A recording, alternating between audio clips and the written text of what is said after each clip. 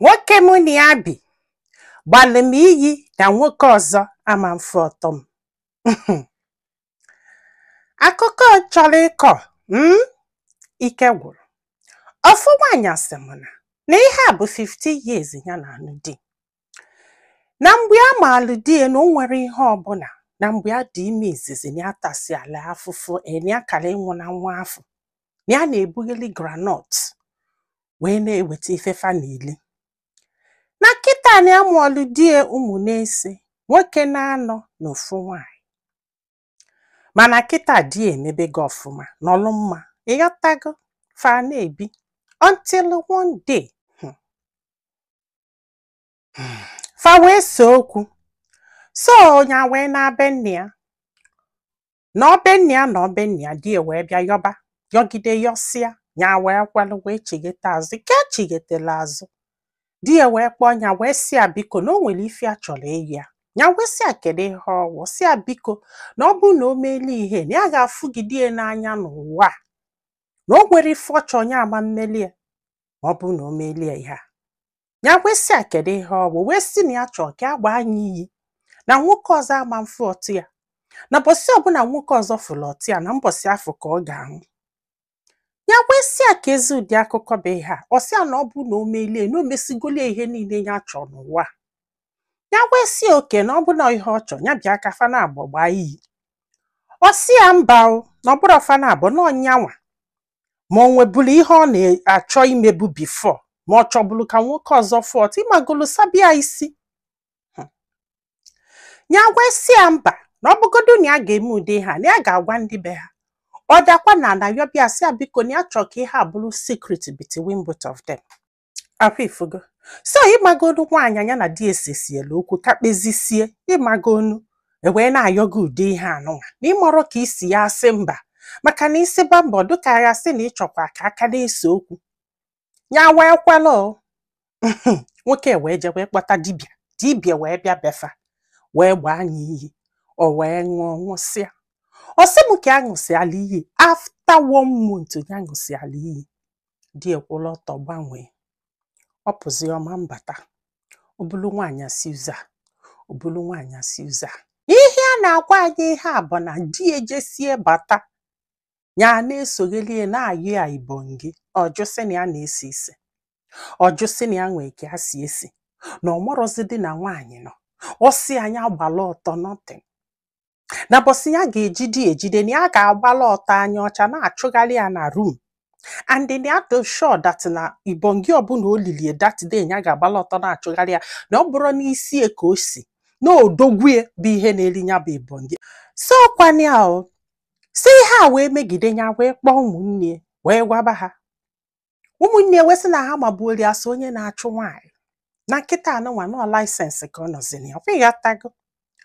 Ọ sị m nne to the point na o nwere onye chọtali anụ cousin ya ka osinise chọtali ya.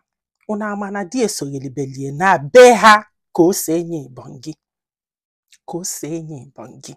Nya how bad ọdụ. Olu one day ọ nọgide ọ batara, ya wee kpọbịa ya na phone. Nwaanyị wee pikie wee sị ya nya nwa na nwa akpọzi this guy again. Ya hapụ ya ka o zuo ike na ọ na-alala ụla. Nwaanyị o jesie bata anya ajụba ya na ọ tụchapụ ọdịrị ọnụ. Sị m nne na ya mụrụ na iyi nwoke na-agbụ ya hụ ka ọ gbazie anya wee fi nku wee feghelibe. Chai! Na ụfọdụ ụmụ nwoke dị egwu. Ihe nke a dịkwa m egwu. Like iwe wee wugide na ya mara ife a ga-eme. Ya wee kpọọ ndị be ha wee sị ndị befa na one day na ya ga-egbu die gbuo onwe, ahapụ ụmụaka niile ataba afụfụ. Ndị be ha ụlọ ọtọ twistie the whole thing okwu. Si na ya sị na ya ga-egbu nwanne fe nwoke gbafelu. Ya nwa zọbazie isie. Ya wee je wee gwa ndị be nne. Ndị be nne ya wee na-aba wee sị kedu ihe o jere gwafa. Olu ka o mesịrị wee gwaba afa na o nwere ifefa nwere ike imezi na ọ dịgo too late. Akwa ifugo those girls m kwa mbọsị ya na-ebe na-adagharị, kwa mbọsị ya na-ebe na-adagharị. Na nke kasị njọ bụ na ya nwee liver nsogbu. Ahụ ịghọtago ọ na-enye ya nsogbu na this man na-achọ dị ime na ihe ọ chọrọ ụda afta onye na-ere eziri ụmụ ya ka a na-efegharịzi. Hai nna ihe nke a dịkwa m egwu ya wee kpọọ nwanne ya nwoke ji ihe n'obe ha a na-anụrụ okwu wee gwa bịa si ya na nnekwa ihe dị emere to the point of mmadụ bịa ọ na-achụgharị onye afọ ka ọ dakpu ya.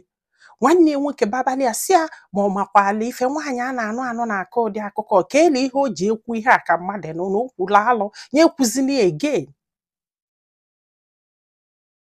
This girl sị m nne na ihe a ji wee wepụta okwu ebe a in fact ịma mmadụ wetara m story ngesi enye njụ onye afọ ajụjụ njụsi a ga-ajụjụ it takes 2 weeks sometimes ọ dị elusi 2 weeks before mee your story ghọtago ka m gwa this girl na m ga-eme story in 2 weeks obebe akwa sị m na ọkwanyaduluo ndụ 2 weeks amụrụ m ka arụ si emesi ma ọkwa ịghọtago azụbi na m nọ Naija kịta nọ I would have find my way ije for this girl.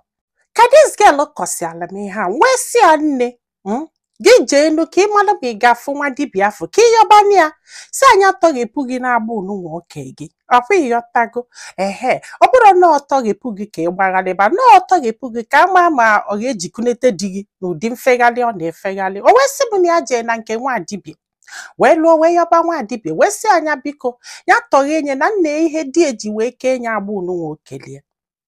Dibịa wee sị ya na enwere ike ịtọghie without die na ọdie bịa were ọnụ ya si na ihe afọ na afụkwazi then ya agwazi ahụ ihe ha ga-egote eji emegheli the thing maka na mgbe ọkwa m echekwa m ọnọ ịmagolu na die just mee ihe anụ ịmagolu tu tinye egwu na arịa biko si na ịjụọ m na m ga-asị na ọka ọ na nne ya nwoke na-akwa akwa nwaanyị o wee kwawa akwa mgbe ọ na-abịa nne ya na-asị ma ụmụ nwoke na one na-ada nwunye ya ụbọkịta o wee jesizie wee bata o wee filie na the best thing ọ ga-eme bụ ịtụ ya alụ nsị ọ ga-abụgodo ọ na-abịa nne ya ọ pụrụ apụ ogbogolo egbogo na nwoke ọzọ ama mfọtụ ya na ihe agbakwala ya n'iyi na bọsị ọbụla nwoke ọzọ ga-afọtụ ya na ọ ga-anwụ ụna afụnụ gị ihe ka ọ dị otu a which means na ọ bụgodo sef na ọ sị na ọ ma nnụzi ya si bie pụọ still na nwoke ọzọ ama afọtụ ya until emebie that thing.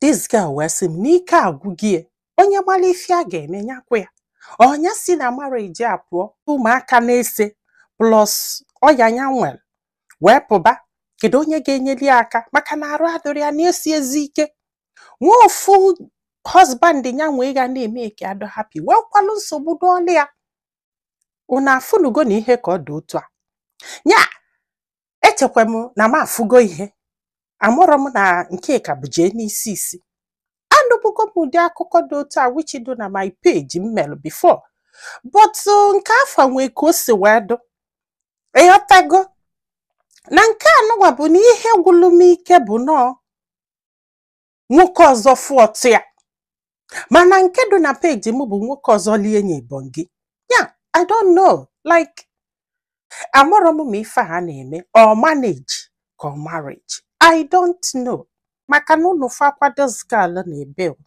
na-asị m na ya ga-ewepụkwa onwe ya na ya ga-ewepụ onwe ya is either na ya wepụrụ di ewepụ onwe ya ọ na ya wepụrụ sọsọ onwe ya n'elu ụwa anụnwa because of ihe anụnwa na ya ama ndinwu na obu na agbọwụ ya tili na ya nwelu ọya liva yọtago na nwoke a wee sinyekwu ya n'ite wee na-esonye nkụ everyday nwaanyị mụọlụgo ụmụ 5 nwoke na-anọ ofu nwaanyị ka ị na-eme ụdị ihe anụnwa bikonu kedu ihe ọzọ nwaanyị a ga-emelu nu nwoke ọ sị bụ n'oge ọbụla ya bịala nsọ si na ya na-esi isi na onwe ka a si esie ya biko nya shift godo ya biko nya shift na-asụ ya asọ ka na-asọ ihe ọzọ nwaanyị na-anụ ihe kwuru m ike bụ na ọ bụ na this guy ya lovụrụ this woman kedu ihe ị na-agbalị ya iyi kedu ihe ị na-egbochili nwoke ọzọ fọt ya like ka anyị kwugodo nnọọ na ọlọvụzi ya ọ bụ na ọlọvụzi ya ọ mara ọ ga-agbani ya iyi I don't know but this is what I'm thinking because na ọ bụ na lọvụrụ mmadụ ife o mele ama mgbasa gị no that na you still care about this woman you still love this woman maybe na ihe o ji mee ihe a bụ na ọ ma na ọ bụ na o feghelibe na ọ bụrụ nwaanyị niile ga-asị gị kwụsị ịjụ na ịma nkwụsị ha esolu gị feghelibe o wee chọọ ka oke dozie nye ka ya nwa wee feghelibe nna amụrụ m ihe ngekwu like o nwere ụdị akụkọ ga-abụ nnụsị na-asị ndị mmadụ jizikwa uche ha mmadụ ga-atọ ọnụkwatọ anụ ọfịa one day. What is this? Ọ bụrụ na ọ ga-ahapụ dị umeanụ ka o feghelibe nọ na etu a kịta anụnwa si na ọ chọrọzi nwaanyị eji nwayọọ bụrụ ngwongwo ya pụọ chọba nwoke ọzọ ya na ya na-abụ ga-adọ happy. Afọ ịghọtago ị ga-ajụ ọchịcha jụkwa ọgịga ike gwụkwalụ na afụdụ gị ihe ka ọ dị otu a. Gwa anyị filo na comment section maka na ọ ga-enyelu nwaanyị aka iji ma ife ọ ga-eme ma ya gwazialụba aka tụso ozi a ka olu ndị ọzọ ntị. Ndị be anyị daalụnụ ka ọ dị n'ụbọchị ọzọ.